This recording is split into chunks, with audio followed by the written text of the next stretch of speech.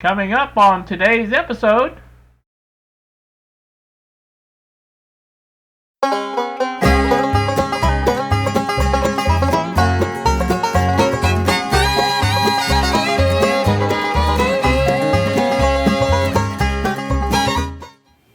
Good day, YouTube. Here with you at the bench once more.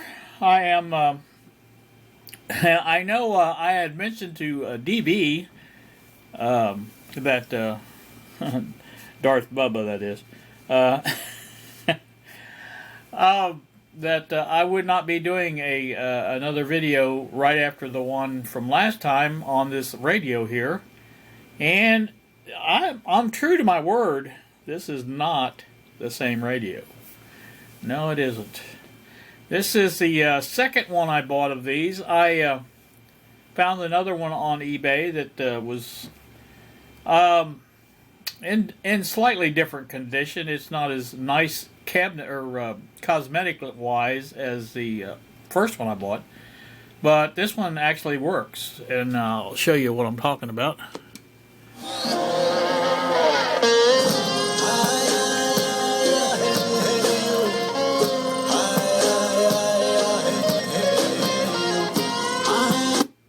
That's our home here station here in Seymour. Anyway, yeah, it works on the radio, and the AM and FM both work fine. Obviously, the clock works. It's a little bit flaky. I don't know how you can see it, but that PM is lit up, and it's actually AM, I think. So that part of it's not as good, but it does work. It is keeping time. It's 11:38 on the monitor up there above. So, that part of it's working. Like I said, cosmetic wise, it's not as good though. Let me show you what I'm talking about.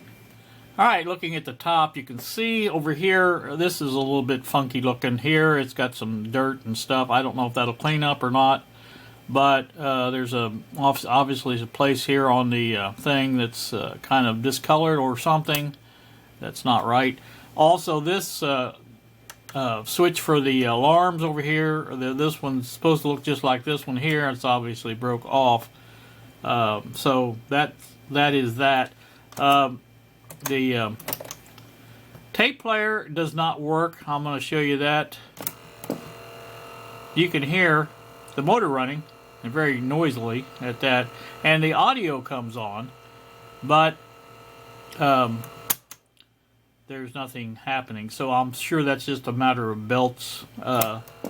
Doesn't look like the rewind works, so that's probably the same thing. There's two separate belts for this, I think, on rewind and play. So, but anywho, that's that. On the back side, let's look around to that.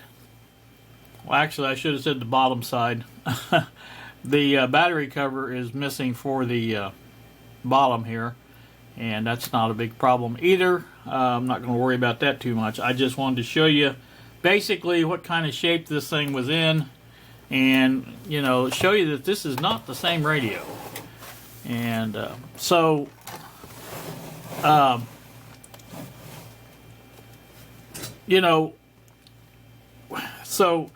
wanted this one for a couple of reasons. At first, when I bought this, I wanted one with a working radio so I could do some measurements and stuff like that on the other one and find out what's what. And then I got to thinking, well, now that I've got two of these, I might as well go ahead and get that service manual. So I did. I bought the service manual as well. Now, it has not come in yet. I believe it is supposed to be here tomorrow, I hope. But like I said, it should be here tomorrow, and if it is, I'll have something to look at, study a little bit, and see what I'm up against here as far as how this thing should work. And so that's one thing I kind of wanted to show you that came in, and I've got some other things to show you as well. So let's take a look at those.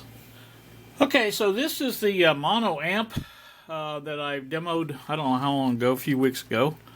The 20 watt that we are hoping to sell here for DERB BD Electronics kits, and that's the plan there for that. what we're experimenting with, I guess is the best way to put this, is a new power supply other than this transformer that we had on this one, and the one that basically we were going to use and put the power supply. In fact, we're still going to do that, but we wanted an option for those who didn't want to go that route, and a little more an inexpensive option. How's that? That would allow the the unit to work the same, but with the convenience of something like this. And I don't know how you can see that, but that is a 24 volt 3 amp. Basically, these are computer power supply. Let me back you up a little bit so you can see the whole thing. But it has the input for the cord there, and the output for the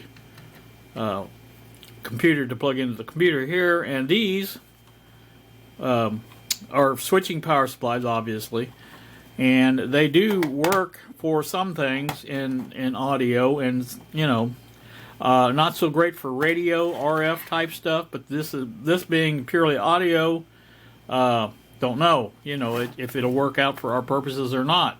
But at the same time, we bought two of these. That's two. Bob bought one and had it shipped to his house on our business account, and I personally bought this one here and wanted to test it out for this. Bob tested his. I'm going to put a little clip of it in here if I can. I think it's still available to me, and you can hear very clearly on this clip the noise. So let me play that for you real quick.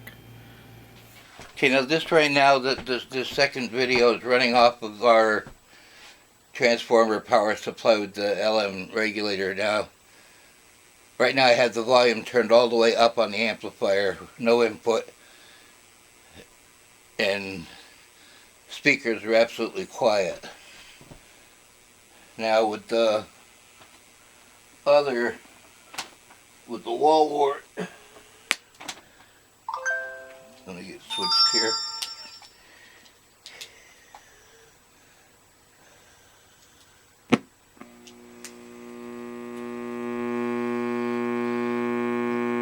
There is a hum from the wall wart power supply.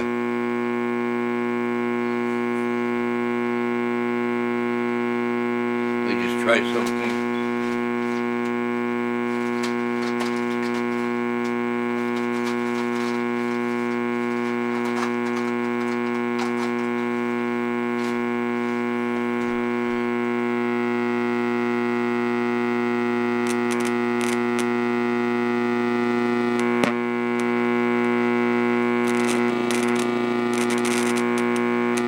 Even with the capacitor across it, it's still humming.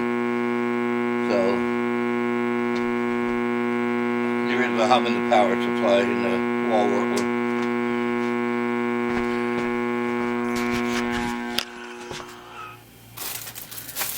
Alright, well, you have heard the noise now that that particular power supply made with Bob's. Now that was the one that Bob did. Is the stereo version of this. In other words, it's two of these put together. It's not the actual stereo board. Those are in, but they have not. We're waiting on parts from Tata to populate the boards and make them work. So, but that was two of these together in configuration that we originally was going to use for stereo. And like I said, you can you very clearly hear the noise, and it's not a very, very good noise. And by the same token, I thought, well, we didn't understand, because it didn't appear to be a noise that you would think that would show up. It sounded more like a power supply or 60 cycle type hum. Noise, and so that was a little strange for that, because they usually don't do that. And so I thought, well, let me test this one here with the one I bought, and they were both from the same place, by the way. And so I did, and I'm going to put a clip of that in here and show you that. Just for information, I am about maybe a foot, not quite a foot, maybe away from it right now. We're going to turn it up all the way. That is up all the way right there. Now, I don't know about you, but I can hear the outside noise easier than any kind of hum. Not saying there isn't any hum, but not much. Again, we're going to play some music here.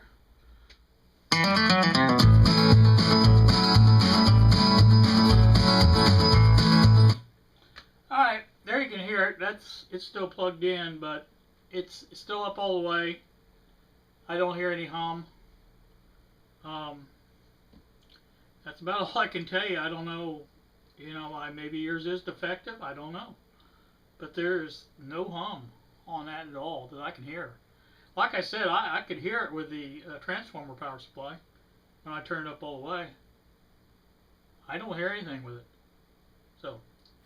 So now that you've heard both of them, you can clearly hear there is no hum on mine. So Bob is in the process of making a mono version of the stereo version that he had previously made, and he's going to test the one he has with it just to see if the additional draw on the with two of these, it's going to be basically twice the draw. Even though these are 3 amp output, they should be able to handle that no problem. But we just wanted to make sure that that's not the problem. And in the meantime, we went ahead and ordered a third one to see if that, he just got a defective one or what. And I think that's probably the case. Of course, you'll never know until you get the third one in and see if that works. And we were wanting to test it with the one that Bob tested it with, but Bob missed the opportunity to have it shipped to him and had it shipped to me instead. So I guess I'll have to test it with this one and just basically go from there. But like I said, that's what's going on there for BD Electronic Kits. And like I said, we did get some parts in as well. Let me show you those.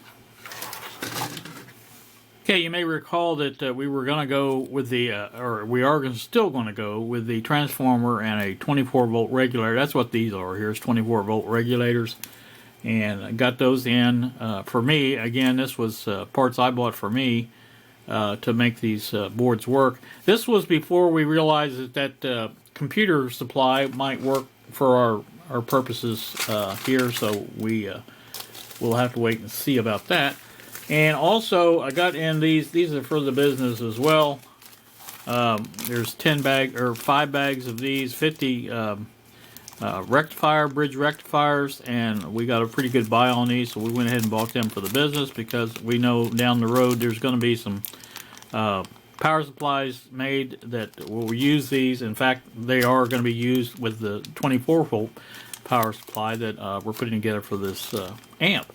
And like I said, that's going to be an option, but it's going to depend. I've told you guys many times, this is the most ambitious project we have made, and as such, like I said, it's going to be offered in different configurations and like that. So we're looking forward to getting this. I actually spent most of the weekend working on a new case design for the project, because this is going to be marketed, the 20 watt stereo is going to be marketed as a standard or deluxe type kit. Standard will be just the board and components, and you put it together, you put it in your own case and do whatever you want. The deluxe version will feature a case, and we've got cases on the way again from eBay. A couple different, well, they're the same case, but I've ordered 2 of them to try to develop the case for this. Basically, it will be something like this. Obviously, a little bit different because it'll have 4 rotary controls on it, because there's the inclusion of the balance control as well as the rest of these. And it will have a power and a LED or something like that for a pilot light. And like I said, that I'm going to flash up a picture of the one I ordered, and that's just what we're looking at. As you can see, it is a pre-made case, and we're working on getting that developed to be able to offer that with the kit, and people can have that choice. In addition to that, we have also decided to revamp our BDST, our flagship kit, as it were, and offer a deluxe version of it as well, standard and deluxe. And with the new deluxe version, it will come with kit, it will come with a case, and that's what I've been working on most of the weekend, is developing a case for that. And I've gotten pretty far, and I'm getting close to having it perfected as far as that's concerned. One of the things, now this is going to be, now this is actually the size of the board that it will be. I don't know how you can see that on camera, but that is actually a copy of the PCB populated from KiCad. And I don't know how Bob does this, but some way he manipulates that into making a print of it, which again, is what it is, I guess. But that's going to be sitting like this in the case. This is the case bottom of it. That's something like what it'll look like. I mean, it has rounded edges on it. It's basically just big enough to fit the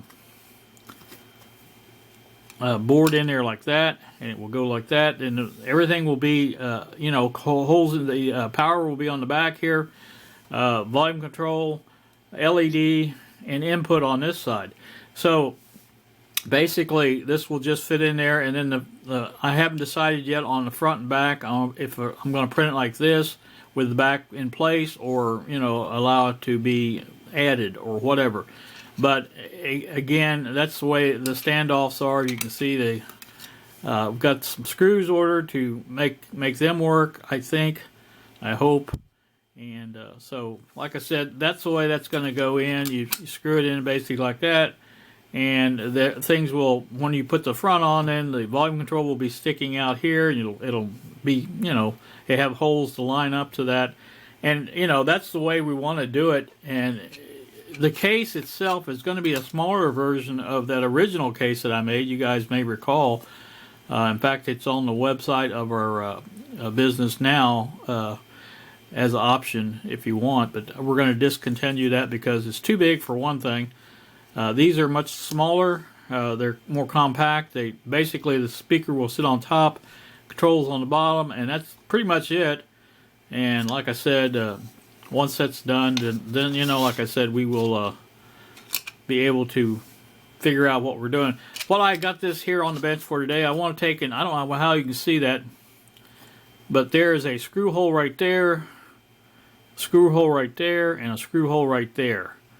I want to drill those out and make sure they do fit the ones that I have designed into the case bottom. And if they do, then I can proceed on my way to, developing other parts of the case and finding out how I want to do it.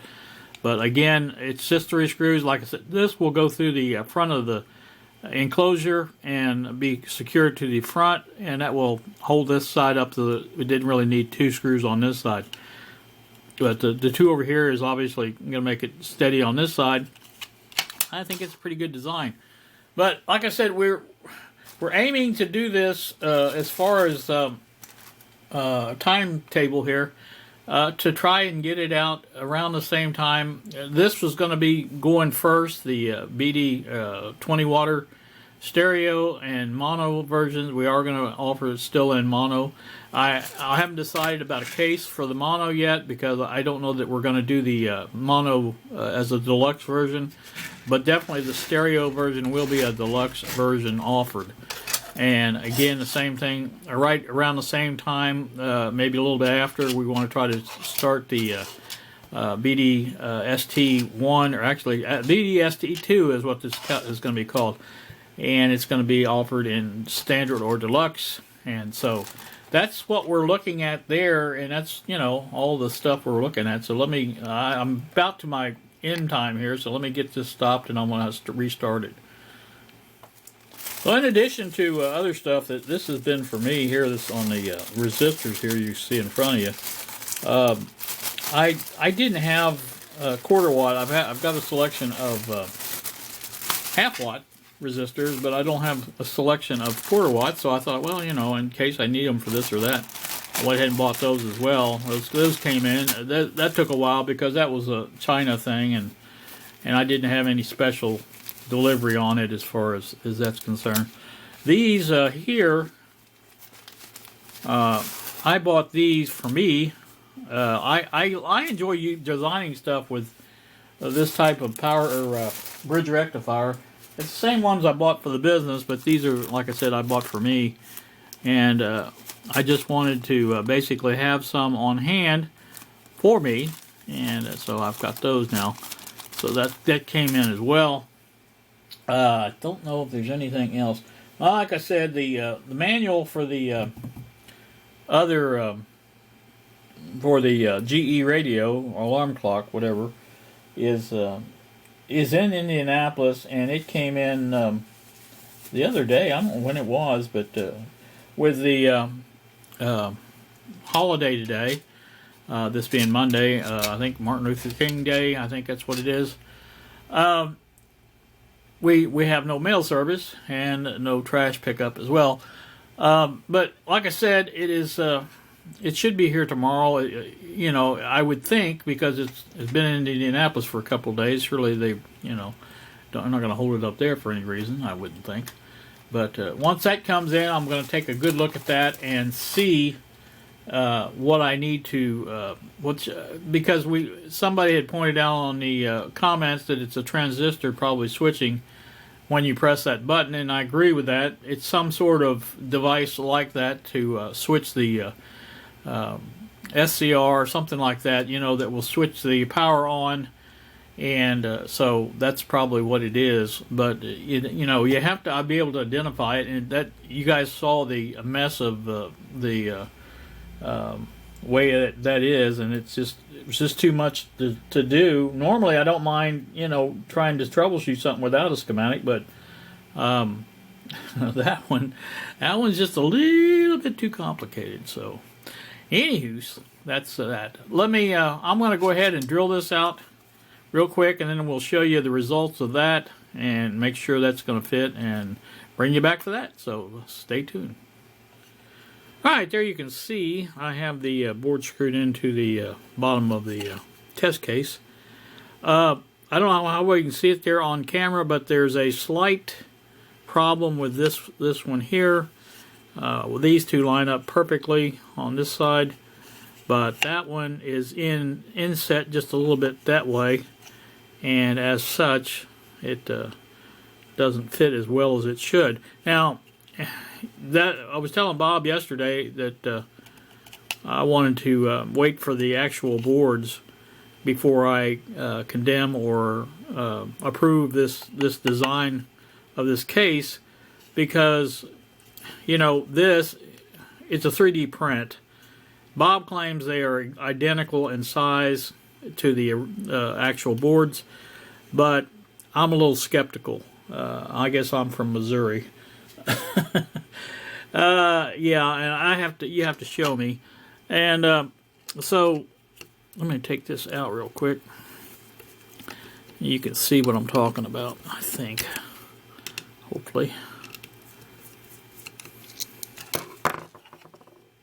Now you can see right there, it's not overly out, but it is to that side more than it is to the other side. And again, the same with these. I enlarged these holes. These are supposed to be 3.2 millimeter holes on the board, and I enlarged them to 3.5, and just to get a little bit more of a, you know. So I don't know if that. Again, I don't know that that's the problem or the solution or whatever you want to call it. I'm going to take these out real quick. And I'm going to screw that one down and see how these look compared to that one. Because I know at first when I did this, there was a definite difference in where the hole was compared to the hole in the board. Where the standoff was, I should say. But so you can see right there, that's on. The bottom one is off. Those two are right on the money. And the bottom one is definitely off. Now I can move it over that way, obviously, and make it, there you go, that's on right there. Now you can see the top ones are off. Yeah, I get them, there you go. But you can see there's just a slight bit of offset there as far as how that is. So I hope you can see anyway. I can see it in my eye, but I don't know if you're seeing it on the camera. But anyway, that's the whole difference right there. And the actual board may be perfect. You know, like I said, these 3D prints don't always, in my estimation, always come out well as they should. So as far as close, especially as close measurements like that. So I'm not going to worry about that too much. The boards are in progress. Bob just sent me, I think, a 69% update on the progress of the boards, and so we're expecting those in not too long. And once those are here, we can do our final. But even in the meantime, this part of the case needs to be tweaked somewhat as well. I've got to decide whether or not to include the back molded into it like that, or leave it separate like I have the front. And if I do leave it separate, then that means I'm going to have to put in screws for the back as well as the front. And I didn't really want to do that. And I think I'm going to make a design the same as I did with the 20 water case, the stereo case. You guys may recall that. And basically do it overlapping. Let's see if I can bring that in here again. If I can. My desk is so cluttered. Yes, Bill, it's not been cleaned. But it is so cluttered that I don't know if I can get this done or not. Alright, there you go. There's the 20 water case again. As you can recall, I use this type of inset and then use this for overlapping it. And that's the way that works pretty good. I don't have it overlap, but... And so that's the way that worked, like that. And I'm thinking about doing the same thing with this one, because that actually looks nice. That really looks decent, as they say. So I think that might be the way to go. Just use that one, and then use that style, and make it in two pieces. For one thing, it makes printing so much easier as far as trying to design these, because if I use the back enclosed like it was going to print this way, and these were going to have some places on them to where it would build up and not have to use support, and I didn't really want to do that. But doing it this way, I can do the top and the bottom flat like that, and that way I don't have to do any special things for that. And like I say, the screws will be on the side here, just the same way as these. There will be two screws on each side, 1, 2, and those would be easy to get to from the with this open on both ends, like this one is. You can get to screw those in pretty easy. You can see it in there, I think. See the holes. And you can get to put a nut on those or whatever. I've even thought about taking this one, this end here, and putting a standoff type on this inside, and that way I could just use these type of screws here to screw it in on the sides. You know, I've got these ordered. We're using an old hex cap key. I think a M3 hex cap key, 6mm. I guess I could order some longer ones for the sides as well. But again, that's what we're trying to stick to. We're trying to, the case is going to include the hex key with it. We're talking about that as well. And I think that's going to make everything work better. And, you know, the one hex key fits all sizes as far as that's concerned. It'll have the same size on the front, same size on the bottom, and the same size, although they may be longer on the end ones. So that's what we're looking at there. So things are progressing, and like I said, we are busy, happily working on this project. These two projects, I should say. And of course, our regular sales is still going on as far as BDST1. We got another order for one of those last night, and so kind of looking forward to the new stuff coming in. And it's always fun to do new stuff, and you know, it's just been fun for me and Bob to do this. I hope he's having as much fun as I am. I mean, I'm saying it's fun. I'm assuming he's having fun. He thinks I'm a slave driver, but other than that. So, like I said, that's the update for this, and we'll get back to the radio. Probably the next one I'll have should have the service manual, and we can take a look at some of the problems or solutions that we need to get to for it. Also, that one's going to be first. The original one I got is going to be first up on the bench as far as getting it fixed. Now, the second one I bought that works somewhat will be the later version, and I'm thinking very seriously about trying to make a new slide switch for that wake or the alarm, and also make a new back for the battery cover. That should be easy enough to do on the printer, and if I can do both of those, then you know that would make that one complete and be workable solution. So, all right. Gonna get off here and get some things done today. And you guys, by the way, it is a rainy day here in Seymour. I slept in this morning because of the darkness, and I didn't get up till, well, the pill alarm went off at 9:45, and that's what time I woke up. But after I spent, Saturday night, I went to my daughter's house. We had dinner and roast and potatoes and carrots.